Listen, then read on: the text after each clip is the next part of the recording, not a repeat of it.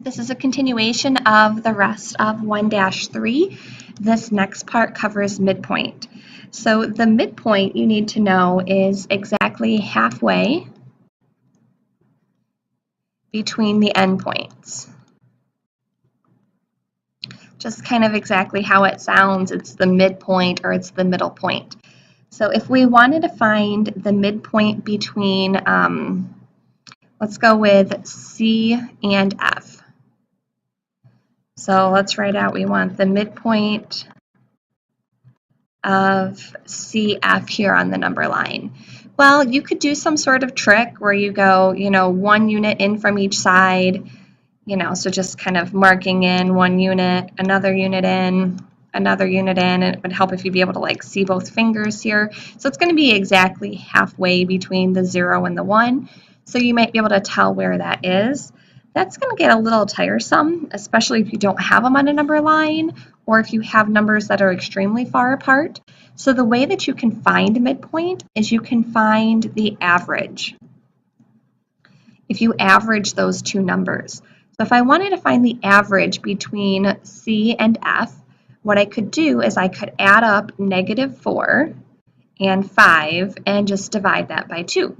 So when I add those up, I get 1, and 1 divided by 2 is 1/2 or 0.5, however you choose to write that.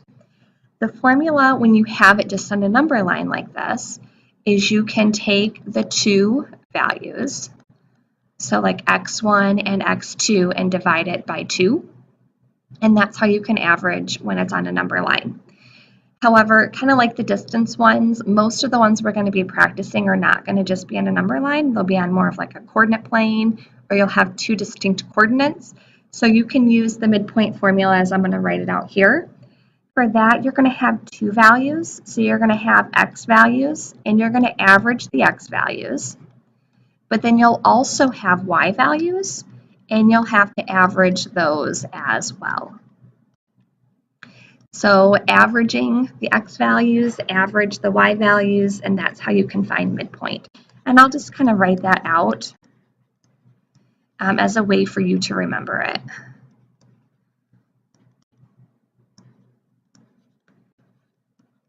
And the way I tell that this is the midpoint is your answer should be a point or a coordinate point. So make sure you have like two parts to that number, parentheses around it, just as if you were to write coordinates in, Algebra 1 or pre-algebra or whatever.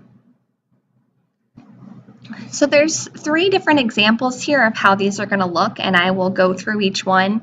Make sure that you pay attention to the difference between these, because these are the way they're going to look in your practice work. So for this first one, we want to find the midpoint. We want to find the midpoint given the two endpoints. So both of these are the endpoints, and we're finding the middle. I'm going to start by graphing these. So -6, 3. And if it takes you longer to graph, that's fine. Go ahead and just pause this video and graph those on your own.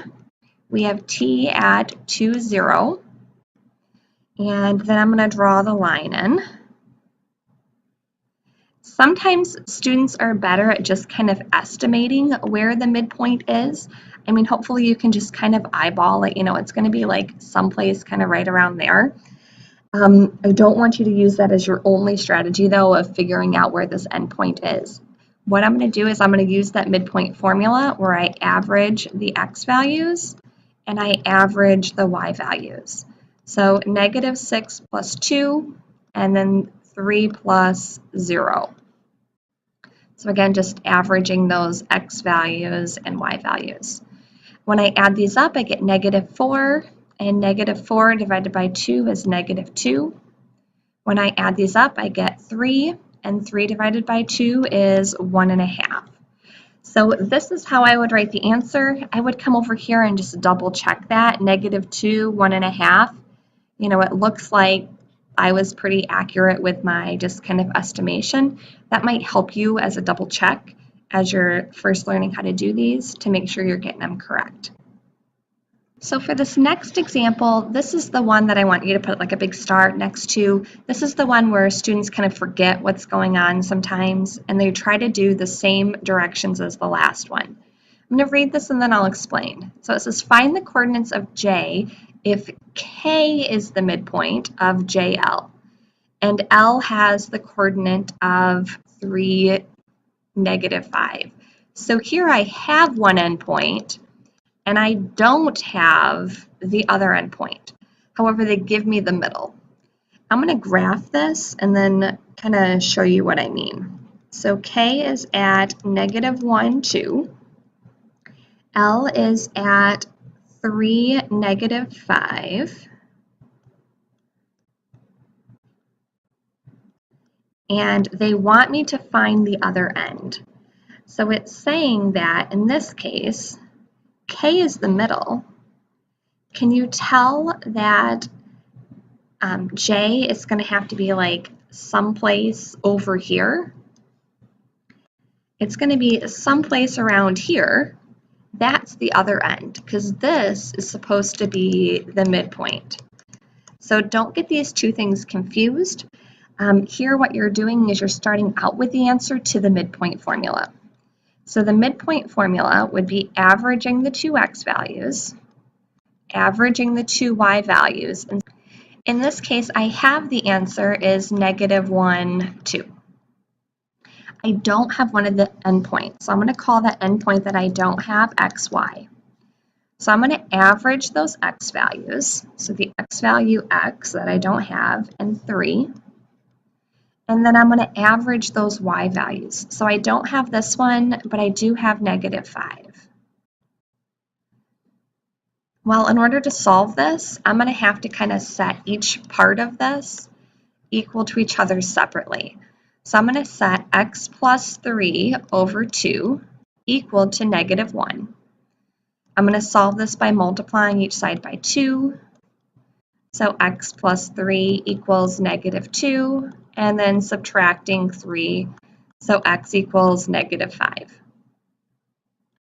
I'm going to do the same thing here where I'm taking these and setting y plus -5 is the same thing as just -5, so I'll write it that way. Over 2 equals 2. Same process to solve, just multiply each side by 2 equals 4, and then you can add 5, so y equals 9. So the final answer to this, because it's asking where is the other endpoint, is going to be at 5, 9. And I could use this graph over here just kind of as a double check. Looks like that seems appropriate. 1, 2, 3, 4, 5. 1, 2, 3, 4, 5, 6, 7, 8, 9. I mean, I kind of went off the scale, but you can see that that makes sense. If you just average these two, you're saying the other end is here, you know, that wouldn't make sense for this problem. So this is one way of doing it. This is the way that the book explains. I did want to show you a secondary method that might be helpful to you. This is how I kind of think about it. Because they have to be the same distance, what I like to do is I like to set up one endpoint with the midpoint and then the other endpoint.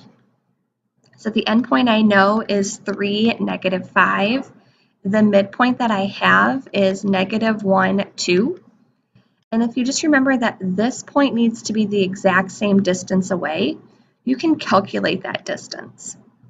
So if you think about this like on a number line, from 3 to -1, that's subtracting 4. So if you do that again, -1, subtract another 4, that's going to get you that endpoint at -5. If I'm going from -5 to 2, I'm adding 7. And then if I do that again, I'm adding another 7. That would get you to 9. And that's just kind of another way you could get that same answer. I like to outline both of these.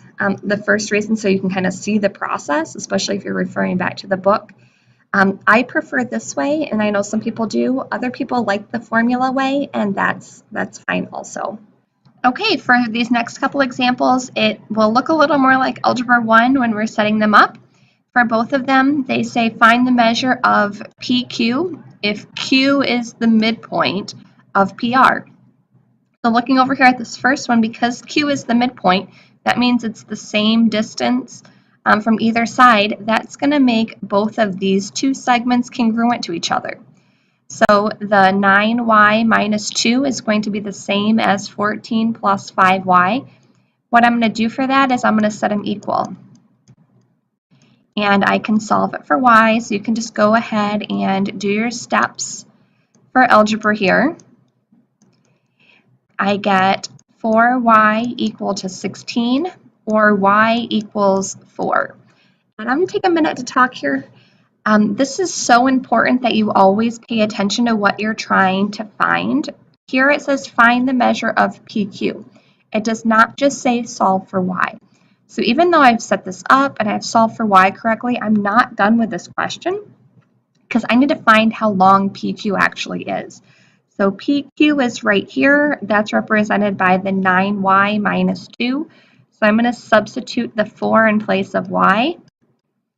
So 9 times 4 is 36 minus 2. PQ is 34, and then that would be the answer.